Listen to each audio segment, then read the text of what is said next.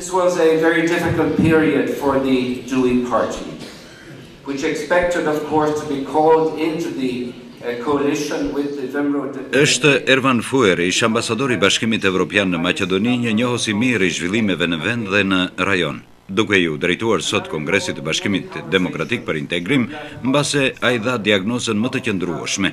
Diplomati tha atë që dihet se është një periudhë shumë e vështirë për këtë parti shqiptare në koalicionin qeverisës, nga i cili rodhi edhe mega skandali i përgjimeve në mas.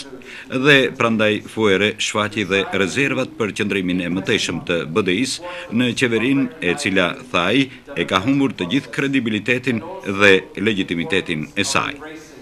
Në fakt, tubimi tematik i integristëve po kalon në shenjë të kërkimit të zgjidhjeve për të nxjerrë vendin nga kriza politike e ekonomike, që në të njëjtën kohë ka vënë në ngërç edhe procesin e integrimit euro-atlantik të vendit.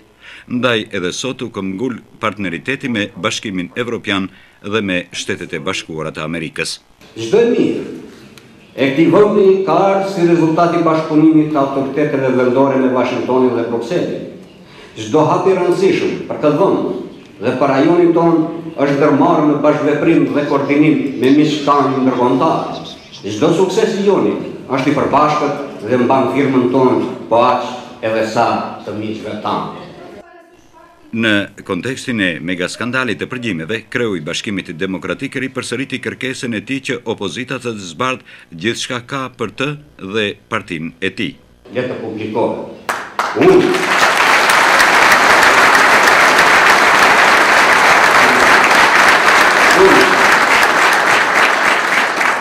Unë, miqtë e mi, nuk bëj politik me standarde të dyfishta.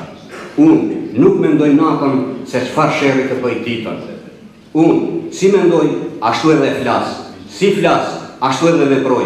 Si kam folur në Shqipovic, kam folur edhe në Reqic. Si kam folur në Reqic, kam folur edhe në Shkup, por edhe në Washington, edhe në Bruksel. Kështu kam folur.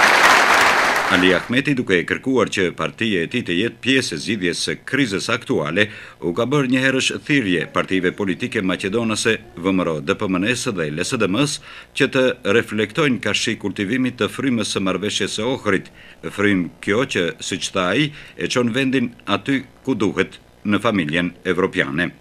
Kushtetuta thotë që gjuhën që e përdorin më shumë se 20% e popullatës është gjithashtu gjuhë zyrtare në Maqedoni. Dhe këtu nuk ka vend për interpretime të ndryshme, por kjo flet mjaft për gatishmërinë e tyre që ta përqafojnë frymën e marrëveshjes së Ohrit.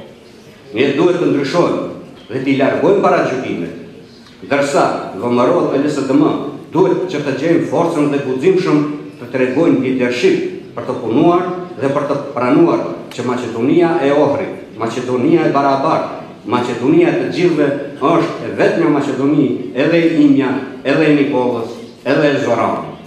Rrjedhimisht në Kongresin e Bashkimit Demokratik për Integrim që vazhdon punimet në panele tematike për çështjet bosh të vendit, realitetin e zymt politiko-ekonomik, marrëdhëniet me fqinjet dhe integrimin euro-atlantik, lidershipi partijak ka marrë vlerësime të larta nga diplomatët Peter Fejt, Ervan Fuere, Aleksandros Malias e Daniel Server, por edhe nga Ansjorg Aif.